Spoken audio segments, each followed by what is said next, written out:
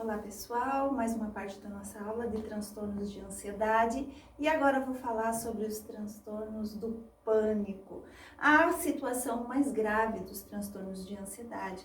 Então, uma pessoa que tem um ataque de pânico, ela vai ter uma sensação de morte iminente muito grave e a pessoa acaba indo para a emergência no hospital. Então, o transtorno de pânico constitui a ansiedade de forma mais grave. Neste transtorno, a pessoa tem ataques de pânico recorrentes e inesperados, que causam uma sensação imensa, uma sensação de apreensão imensa e sentimentos de morte iminente. Então, a pessoa apresenta e começa a ter um ataque de pânico de uma forma inesperada. De repente, está tudo bem. Naquele momento tá tudo bem, mas lá no seu inconsciente ficou gravado algumas memórias e de repente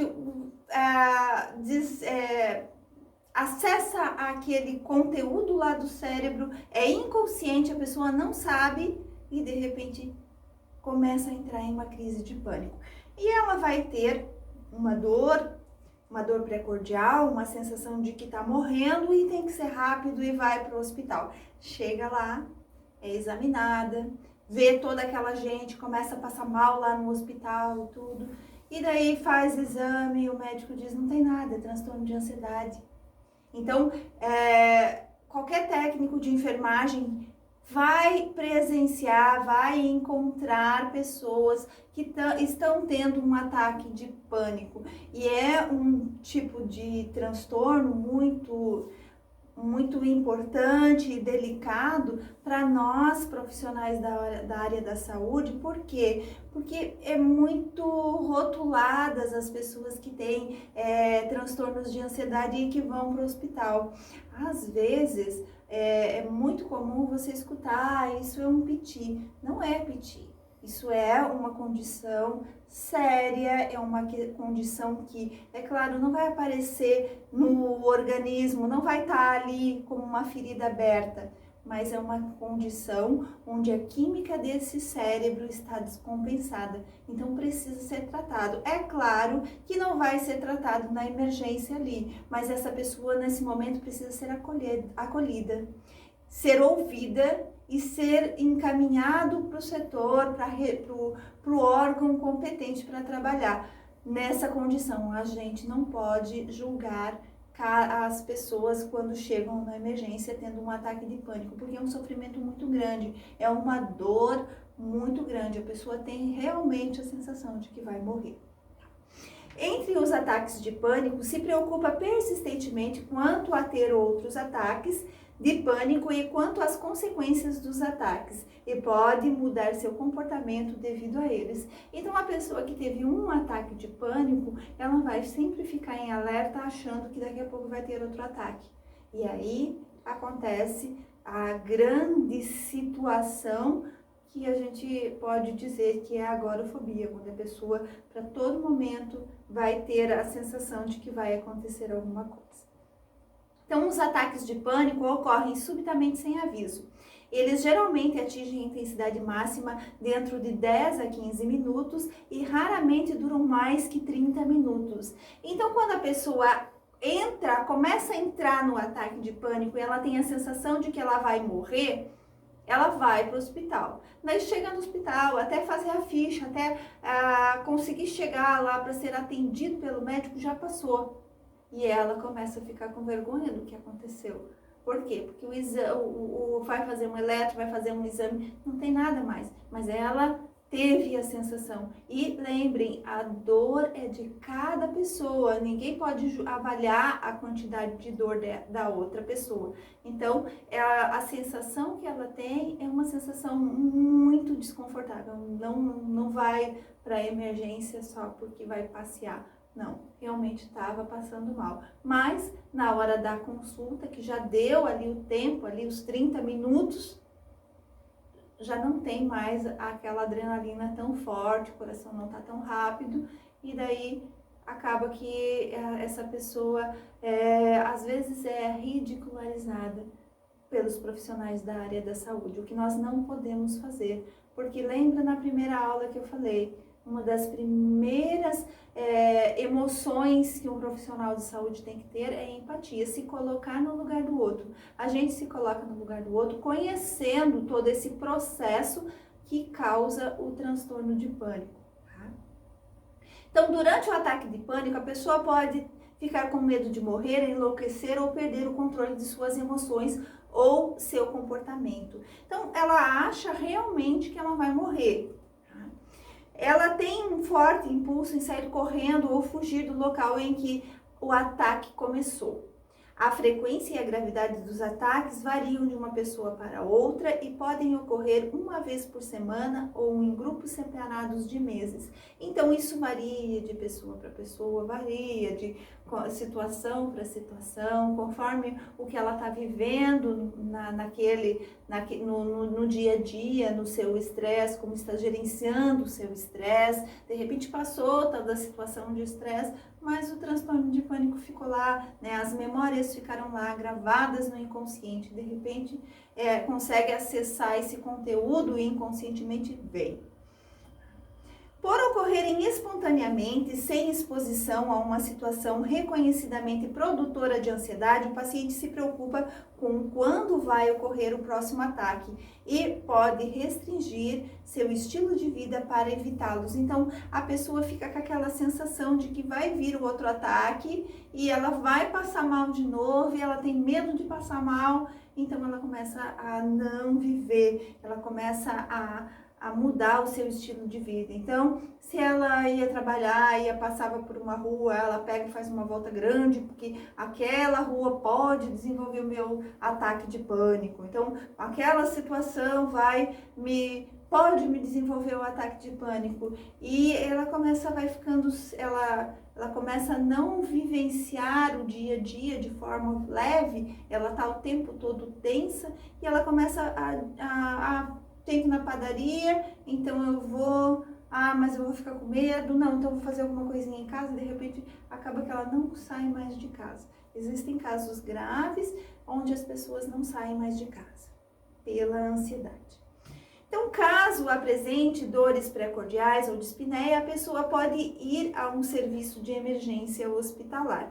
Então, no primeiro, no segundo ataque de pânico, a pessoa vai, mas depois ela sofre sozinha, porque ela diz, é um ataque de pânico, e ela tem toda aquela dor, todo aquele sofrimento, e às vezes esse sofrimento é sozinho, e é muito triste. Então, os sinais e sintomas vão ser tontura, sensação de formigamento ou atordoamento, calafrio, palidez ou rubor facial, menor capacidade de focalizar ou pensar com clareza, mesmo com orientação, inquietação ou andar de um lado para o outro, palpitações e taquicardia, sudorese, fraqueza generalizada e tremores, dispneia ou respiração rápida e superficial, sensação de sufocação, estrangulamento ou bolo na garganta, dor ou pressão no peito, dores abdominais, náuseas, epigastralgia, diarreia e outros transtornos gastrointestinais, fala rápida e reação de sobressalto exagerada. Então, todos esses são sinais e sintomas do ataque de pânico. Então, se a gente vai pensar numa pessoa que tem uma dor pré-cordial, uma respiração errada, então uma respiração muito superficial, ela não expande seu pulmão, então ela fica respirando muito rápido e de forma errada. Uma sensação aí de dores abdominais, uma vontade de vomitar, o bolo na garganta é muito comum, tá? Então, todos esses são sinais e sintomas de um ataque de pânico. Então, um diagnóstico, depois que o médico faz testes e vê, examina, faz eletrocardiograma, descarta todas as questões orgânicas para aquela situação, pode-se diagnosticar um transtorno de ansiedade. E aí o tratamento, como será o tratamento desta pessoa? Então, o transtorno de pânico é muito passível de tratamento por uma combinação de orientação do paciente, terapias cognitivas e comportamentais e técnicas de relaxamento. Alguns pacientes precisam de medicação, Então, isso quem vai avaliar vai ser o médico, mas vocês já perceberam que aqui nos transtornos de ansiedade eu vou falar muito dessas técnicas, dessa condição aí, onde a pessoa precisa aprender a relaxar e precisa se autoconhecer, fazer uma terapia para conseguir gerenciar os seus sofrimentos, as suas vivências, tá? Então, como funciona a orientação do paciente? Então, orientar o paciente em relação ao transtorno e os seus efeitos fisiológicos pode ajudá-lo a superar o transtorno. Então, quando a pessoa sabe que ela desenvolve, no momento do ataque de pânico, ela vai ter todas essas sensações e que isso é inconsciente, ele vai vir de uma forma lá que ela consegue acessar o seu inconsciente profundo, então ela já fica um pouco mais relaxada, ela sabe que isso não é um infarto, que ela não vai morrer. Então fica mais fácil para ela gerenciar toda essa situação.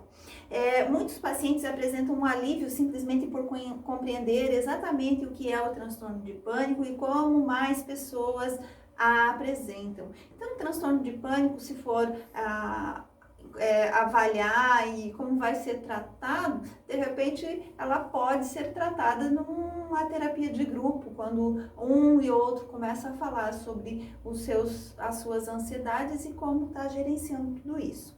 A terapia cognitiva, então, ensina a substituir estes pensamentos negativos por uma percepção mais realista e positiva dos ataques. Ajuda também a identificar e avaliar os pensamentos que antecedem a ansiedade e reestruturá-la para ter uma percepção mais realista. Então, a terapia cognitiva, ela vai fazer com que essa pessoa modifique os seus pensamentos com relação à situação.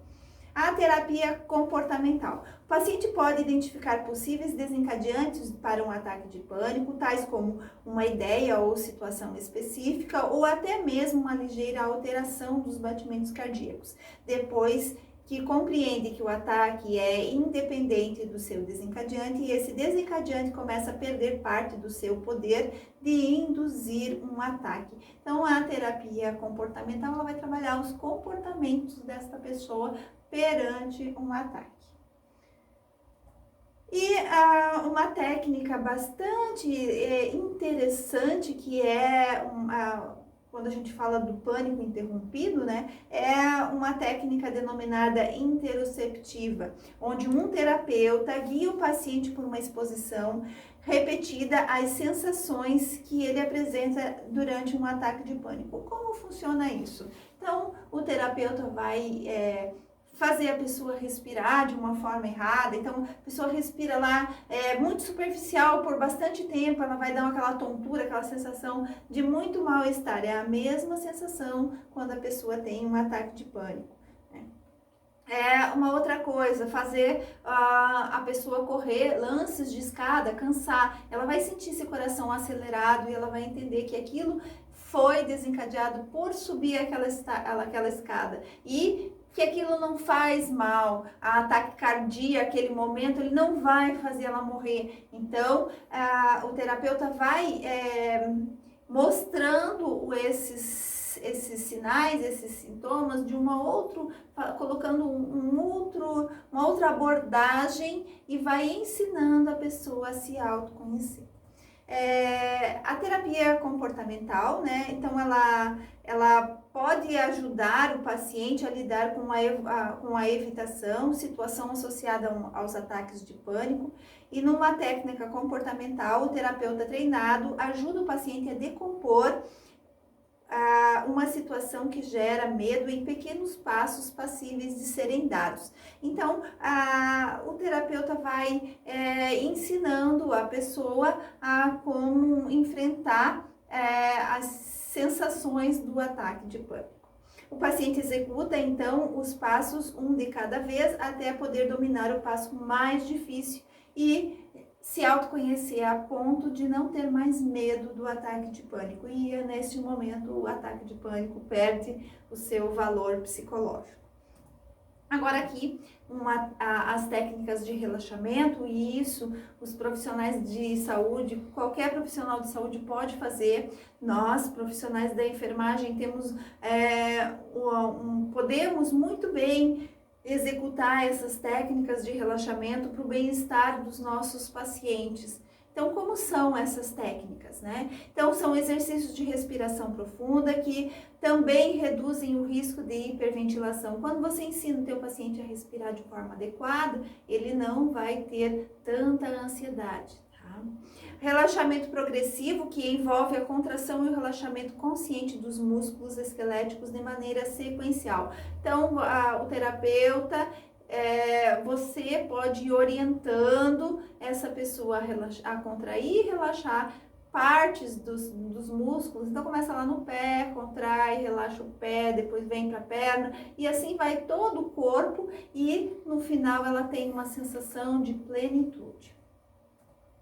Visualização positiva ou imagens mentais orientadas. O que o paciente evoca imagens mentais de paz ou de alguma ideia ou ação intencional, promovendo sentimentos de relaxamento, esperança renovada e uma sensação de estar em controle da situação. Essa visualização positiva, a gente pode ver uma meditação guiada, onde a pessoa vai ouvindo e vai imaginando, mentalizando a situação. Tá? Essas técnicas de visualização positivas, elas são mais indicadas assim para aquela pessoa, de repente, quando você vai cuidar de uma pessoa e essa pessoa está muito tensa, vamos fazer um relaxamento? Nós, profissionais da enfermagem, podemos muito bem conduzir isso, é claro, conhecendo e dominando o assunto, tá? Mas é uma condição, assim, muito fácil de aprender. E ouvir música que acalme. Então, você vai, aquelas músicas aí, som da natureza, faz muito bem a pessoa ouvir uma água de cachoeira, uma água do mar, né, um barulho de pássaros, isso acalma a pessoa. E o cuidado de enfermagem, então, como fazer um cuidado de enfermagem numa situação tão delicada, tão séria, né, e tão sutil, tá? Então, durante o ataque de pânico, fique com o paciente até que o ataque remita. Se ficar sozinho, ele pode ficar ainda mais ansioso, ele entra em desespero se ele está sozinho. Evite tocar no paciente. Então, não fica, ai, minha querida, me fala o que aconteceu e pega no braço. Isso não é bom, tá?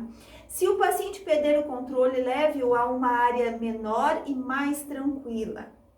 Mantenha uma abordagem calma e serena. Se você estiver ansioso, é pior. Você vai transmitir essa ansiedade para o seu paciente. Fale em frases curtas e simples e dê ao paciente uma instrução de cada vez. Evite dar explicações longas e fazer perguntas demais. No momento do ataque de pânico, não fique tentando investigar a vida da pessoa, porque ela está num sofrimento muito grande, ela não está entendendo muito bem o que você está falando. Então, você vai dar uma orientação de cada vez. Vamos verificar a pressão. Pega o braço, verifica a pressão, né? Vamos respirar. Então, respira. Enche o pulmão de ar, segura, solta o ar devagar. Então, são orientações, uma de cada vez, não fica falando muito, porque senão ele tem um sofrimento maior ainda.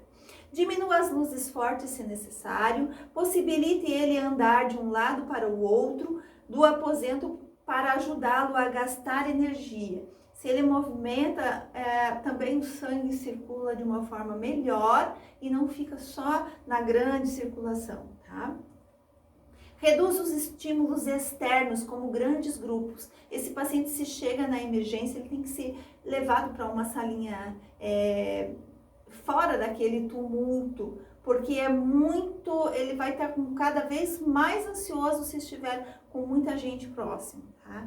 Proporcione um ambiente seguro e evite danos ao paciente ou a outras pessoas. Saiba que o campo perceptivo do paciente pode estar estreitado e estímulos em excesso podem aumentar a ansiedade. Então, aqueles grandes grupos não é bom, tá? Entre os ataques de pânico, como que a gente vai fazer? O que a gente vai explicar para essa pessoa? Passou o ataque de pânico, de repente você está atendendo essa pessoa lá na equipe da Estratégia de Saúde da Família e ela chega para você e diz assim: eu tive um problema tão sério no final de semana, eu fui para emergência e um médico disse que eu tive um ataque de pânico e que não é nada. E às vezes sai assim mesmo, não é nada e não sai nem com receita. Tá? E o que a gente vai falar para essa pessoa?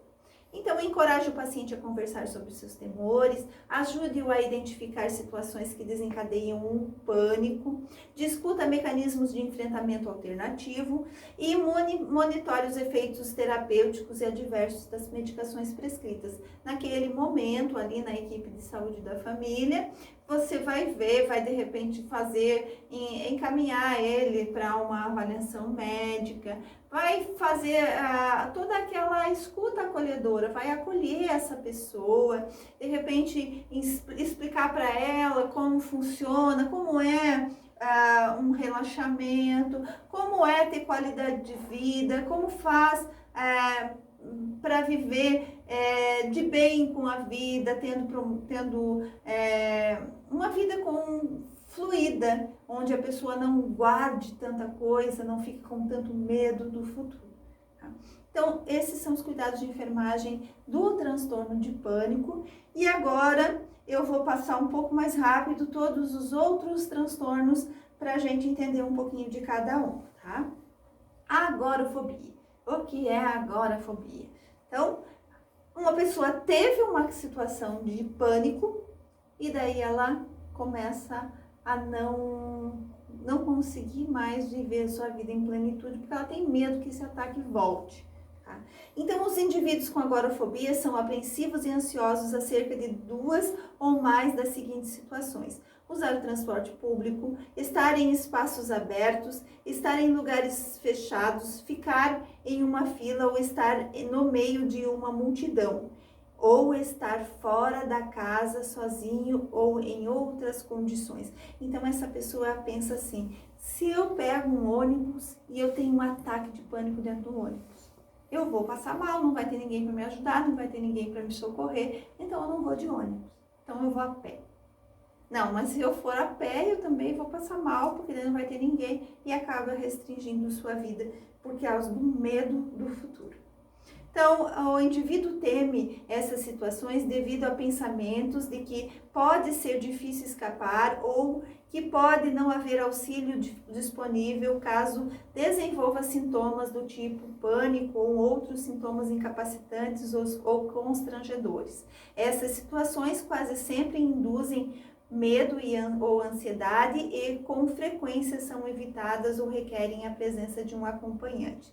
Então a pessoa começa a ficar tão insegura de sair da sua casa porque acha que vai dar alguma coisa e ela não vai conseguir ser protegida e vai acontecer uma catástrofe e ela acaba não saindo mais de casa. E aí tá uma das consequências se não for tratada a ansiedade, onde a pessoa fica hibernando em casa, né? Então, ela não sai mais, tá? Então, a agorafobia pode piorar se não é tratada. Em casos extremos, a pessoa se torna prisioneira em sua própria casa, com medo demais de deixar sua zona segura. Em casos de menor gravidade, ele consegue se ocupar de atividades ou viagens se uma pessoa de confiança o acompanhar. Muitos especialistas consideram a agorafobia como uma consequência comportamental adversa de ataques de pânico repetidos ou da apreensão, preocupação ou evitação subsequentes. Então, ele teve um ataque de pânico, a pessoa fica com medo de sair de casa e fica dentro da sua própria casa e não faz mais nada. Entretanto, a agorafobia pode ocorrer por vezes em que haja uma história de ataque de pânico. Os pacientes agorafóbicos têm uma frequência mais alta de depressão e suicídio que a população geral e podem ser propensos ao abuso de álcool ou sedativos. Por que essa pessoa começa a tomar álcool? Por que ela começa a tomar sedativos? Porque a ansiedade é muito grande, a sensação de apreensão é muito forte. Lembra quando eu falei lá na dependência química que o álcool e os ansiolíticos, eles vão agir lá no GABA e vai dar uma depressão do sistema nervoso central, a pessoa vai relaxar, então vai sair um pouco da ansiedade, mas em consequência ela vai ter uma dependência do álcool, né? Então o álcool ele relaxa no momento, mas a pessoa aprende que se ela toma álcool todo dia, ela vai relaxando e também vai esquecendo um pouco dessas situações de medo. Então é muito comum pessoa que tem transtorno de ansiedade desenvolver a dependência do álcool. Agora o tratamento da agorafobia. Então, o pilar de tratamento da agorafobia é a dessensibilização, que expõe gradualmente o paciente a situações que desencadeiam medo e irritação. Essa exposição ajuda a aprender a lidar com a situação e romper a conexão mental entre a situação e a ansiedade. O paciente pode receber medicações ansiolíticas para reduzir a ansiedade durante as sessões de dessensibilização. Como são essas sessões de dessensibilização? A pessoa o terapeuta vai encontrar as situações em que ela tem medo e esse terapeuta vai gerenciar e estimular essa pessoa a enfrentar o seu medo. Tem uma coisa que a gente tem que sempre entender: o medo, ele vai aterrorizando, a pessoa vai se fechando e acaba tendo uma consequência tão grande de acabar não saindo de casa. Então, o medo que a pessoa tem que fazer é enfrentar. O terapeuta ajuda essa pessoa a enfrentar os seus medos através da dessensibilização.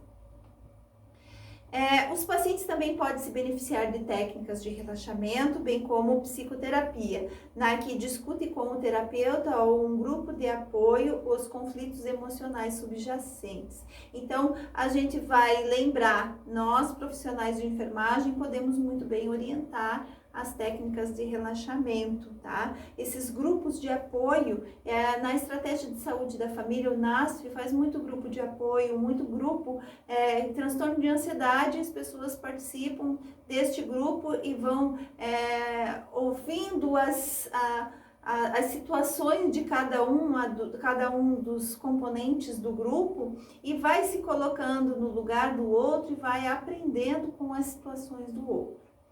E o cuidado de enfermagem, então, como a gente faz esse cuidado de enfermagem? Então, encoraje a desistir o objeto ou situação que ele teme.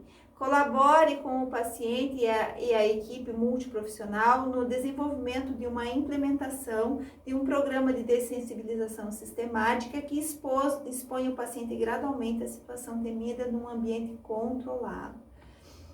Dê treinamento em habilidades assertivas para reduzir as respostas submissas e temerosas. Essas estratégias possibilitam ao paciente experimentar novas habilidades adaptativas e encorajam-no a descartar as ineficazes. Administre medicações ansiolíticas ou antidepressivas quando prescritas. E também monitore efeitos colaterais das medicações. Então, o cuidado de enfermagem na agorafobia é mais a orientação, né? Então, orientação na dessensibilização e estimular essa pessoa a enfrentar seus medos. E agora a gente fala da TAG, transtorno de ansiedade generalizada, que é uma das condições também bastante graves. Lembre, tudo que eu estou falando aqui são transtornos de ansiedade, tá? Então, a TAG é o transtorno de ansiedade generalizada, onde a pessoa tem essa ansiedade o tempo todo. Então, uma ansiedade ocasional é parte normal da vida. No TAG, no entanto, a ansiedade é persistente, avassaladora, incontrolável e desproporcional ao estímulo.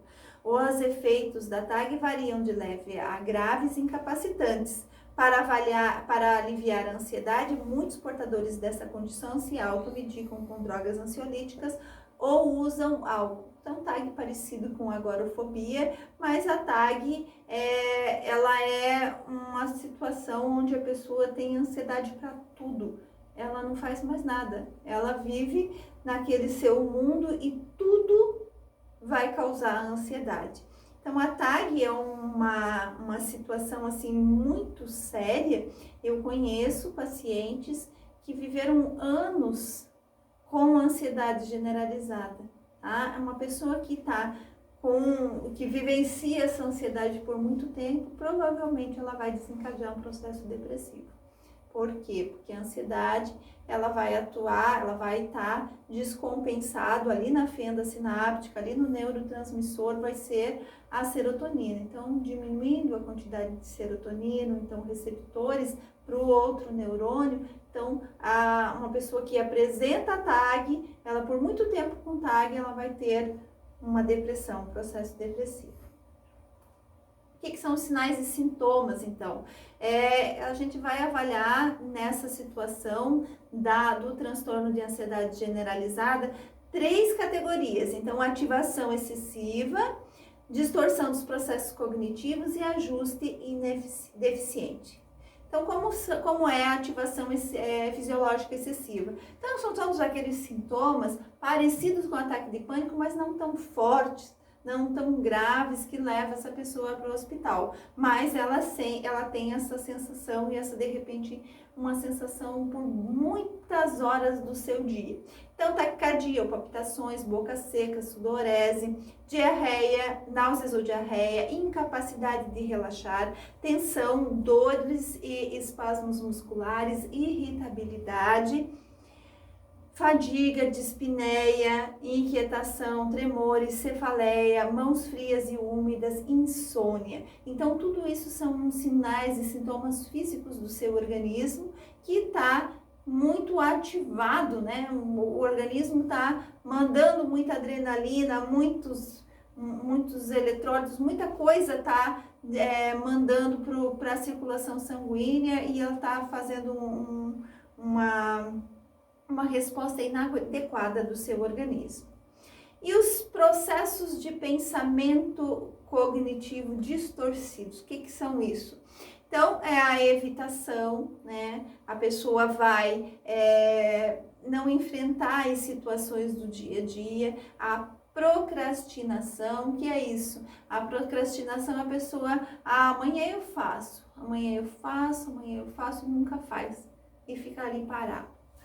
E a habilidade de resolução dos problemas deficientes. Então, às vezes a pessoa tem a necessidade ela deveria enfrentar a situação, mas ela não tem coragem. E ela vai fazendo outros caminhos, e são caminhos deficientes e que acaba fazendo com que ela fique muito frustrada em sua vida. Então, a TAG, ela também, do mesmo jeito em que os outros transtornos de ansiedade, a gente vai pensar num cuidado de enfermagem, sempre orientando a superação de seus limites e aprendendo a gerenciar aquelas situações, aqueles medos, né? Então, pessoa que procrastina demais, então, vamos fazer ela enfrentar e fazer as coisas, né? E cuidar para que essa pessoa não evite as situações, que ela enfrente, tá? Então, isso é bem orientação, é bem um cuidado. Na TAG, a gente vai pensar nessa pessoa não tomando medicação, porque ela tem ansiedade o tempo todo. Então, é mais a terapia, é mais o ensinar esses enfrentamentos. Agora eu passo para outro transtorno, que é o estresse pós-traumático. O transtorno de estresse pós-traumático é uma coisa muito grave e muito sofrida, muito dolorosa, tá? Por quê? O transtorno de estresse pós-traumático, ele ocorre quando a pessoa vivencia uma situação grave, alguma coisa traumática. Então, uma pessoa que vivenciou uma guerra, um desastre natural, um estupro, um assassinato, uma tortura. Então, todos esses são condições graves e que causam traumas muito grandes na vida da pessoa. Tá? Então, o transtorno se caracteriza por flashbacks persistentes e recorrentes, revivendo o evento ou pesadelos sobre o evento, juntamente com a evitação de lembretes do mesmo. Então, a pessoa que sofreu um abuso sexual, ela vai ficar tão alerta e na memória dela toda hora vai estar evocando aquela situação que causou tanto dano, então é como se ela o tempo todo estivesse sendo violentada. Isso causa um sofrimento gravíssimo e ela acaba ela não vivencia mais a sua vida. Por quê? Porque o tempo todo aquela memória vai estar lá na mente dela. Então, as alterações causadas pelo transtorno de estresse pós-traumático, ou TEP, podem ser leves ou graves, afetando praticamente todos os aspectos da vida da pessoa. Os portadores do estresse pós-traumático se mostram irritadiços, ansiosos, fadigados e socialmente retraídos. Aqueles que sobreviveram a uma catástrofe que causou muitas vítimas tem também a culpa do sobrevivente. Então, vamos pensar uma pessoa que sofreu um acidente de trânsito, onde estavam 5 pessoas da sua família e só ela sobreviveu. Ela tem a culpa do sobrevivente, além, de todos aqueles traumas que aconteceram naquele momento onde ela perdeu a sua família. E ela tem aquela sensação, por que eu sobrevivi? Por que eu não morri? E algumas vezes, pessoas que têm estresse pós-traumático podem cometer suicídio pela culpa do sobrevivente. Então, para evitar os estímulos que desencadeiam recordações do evento traumático, o paciente com um transtorno de estresse pós-traumático pode tornar-se hipervigilante, facilmente ativado e sobressaltando-se com facilidade. Então, uma pessoa que sofreu um assalto, ela vai estar o tempo todo hipervigilante. Então, ela vai estar olhando com muito medo de acontecer novamente o assalto. E sempre lembrando, na cabeça dela vai vir muitos flashes das memórias de tudo o que aconteceu. E ela vai o tempo todo estar em alerta, ela não consegue mais relaxar. Então, o estresse pós-traumático, ele pode ser agudo ou crônico, tá? O agudo, diagnosticado caso os sintomas apareçam dentro de 6 meses após o trauma. É por isso que quando teve aquela catástrofe natural lá em Minas Gerais, lá a barragem de Brumadinho que rompeu, teve que é a catástrofe mais falada nos últimos tempos, onde vários psicólogos foram para acolher essas pessoas que sobreviveram. Por quê? Porque o estresse pós-traumático na fase aguda fica mais fácil de tratar, porque ele não está tão fixado no seu inconsciente, não está tão rígido ali. E quando mais rápido possível procura-se atendimento, melhor é. O crônico, os sintomas iniciam mais tarde. Então, existem pessoas com estresse pós-traumático que têm esse problema por muitos e muitos anos, porque não trataram e é um sofrimento muito doloroso. Eu conheço um paciente que ele, quando teve o furacão Catarina, ele ficou com muito medo, ele teve um estresse pós-traumático gravíssimo naquele momento, porque ele perdeu tudo, perdeu a casa, mas ele ficou com a sua família, perdeu bens materiais. Mas ele teve um medo tão grande que depois disso ele não conseguia dormir na sua casa. E ele achou, era amigo de um vigilante de um supermercado onde tinha o estacionamento no térreo, e toda noite ele ia com o seu carro dormir naquele estacionamento, porque ali ele se sentia protegido. E foram anos e anos até que ele fosse para a saúde mental para se tratar. Isso, ele perdeu muita coisa da sua vida. Então, o estresse pós-traumático, ele tem que ser tratado o mais rápido possível, porque se a pessoa consegue mais mecanismos de enfrentamento da situação, fica bem melhor.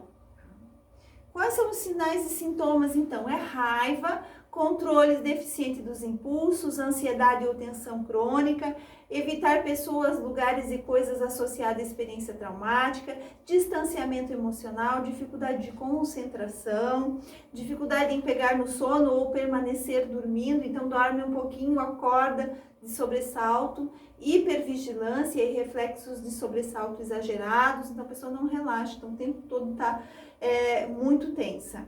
Incapacidade de recordar detalhes do evento traumático, labilidade afetiva, então chora por facilidade, qualquer coisa está chorando, retraimento social, então começa a se fechar, né? Não consegue confiar mais nas pessoas.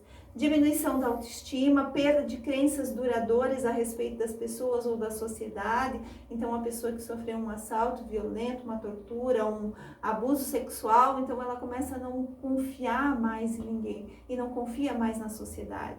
De desespero, problemas de relacionamento e a culpa do sobrevivente. Tudo isso são sinais e sintomas do estresse pós-traumático. Pode ver que fica um pouco diferente dos outros transtornos que a gente falou até agora. Porque uma pessoa com estresse pós-traumático, ela realmente teve um trauma, não é uma coisa que está lá no seu inconsciente. Ela vivenciou isso e ela simplesmente não consegue gerenciar esse trauma. Então, às vezes, o profissional da área da saúde mental é que vai ajudá-lo nesses enfrentamentos. O paciente com estresse pós-traumático, então ele vai utilizar de medicações que são aquelas medicações, o ansiolítico, o antidepressivo e o beta-bloqueador. E também ela vai utilizar um tratamento não farmacológico, como exposição interoceptiva, dessensibilização, técnicas de relaxamento e psicoterapia. Todos esses são tratamentos para o estresse pós-traumático. Então, por aqui é só e a gente continua na próxima parte da aula.